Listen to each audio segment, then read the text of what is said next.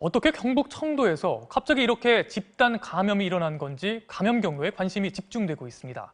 그런데 대구의 첫 확진 환자였던 31번째 환자가 청도를 방문했던 사실이 확인됐습니다. 방역당국은 신천지 교회와 청도의 연관성에 조사를 집중하고 있습니다. 이덕영 기자가 취재했습니다. 방역당국은 경북 청도의 대남병원에서 무더기로 발생한 확진 환자들과 31번째 환자의 연관성에 주목하고 있습니다. 대남병원에서는 이틀 사이 15명의 확진 환자가 발생했는데 특히 어제 확진 판정을 받은 2명의 경우 정신병원 폐쇄병동에 입원한 상태여서 외부에 나간 적이 없기 때문입니다. 방역당국은 외부로부터의 감염을 의심합니다. 종사자를 통하거나 아니면 다른 외부인을 통한 감염이 의심돼서 그래서 종사자를 포함한 전수에 대한 조사를 진행하고 있고, 그런데 31번째 환자가 청도를 방문한 사실이 휴대폰 위치 정보 조사로 드러났습니다.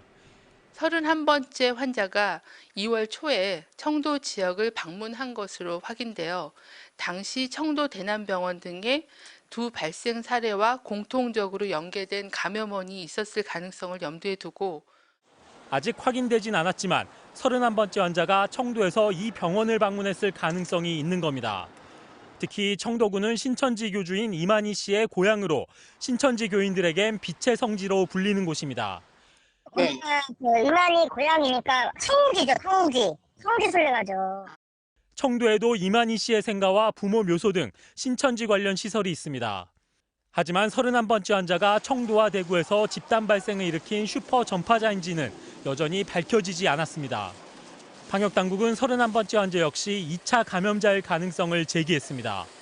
확진 판정을 받은 다른 신도들 중에도 31번째 환자와 비슷한 시기에 증상이 나타난 환자들이 있기 때문입니다. 이 사람들도 어딘가에 공동 폭로가 됐고, 저희의 현재의 판단은 이분도 2차 감염자일 가능성을 무게에 두고 31번째 환자를 포함한 신도들이 어디선가 함께 감염됐고 이후 예배에 참석한 다른 신도들에게 또다시 바이러스를 전파했다는 겁니다. 언제, 어디서 감염원에 함께 노출됐는지를 밝혀내는 게 관건인 상황.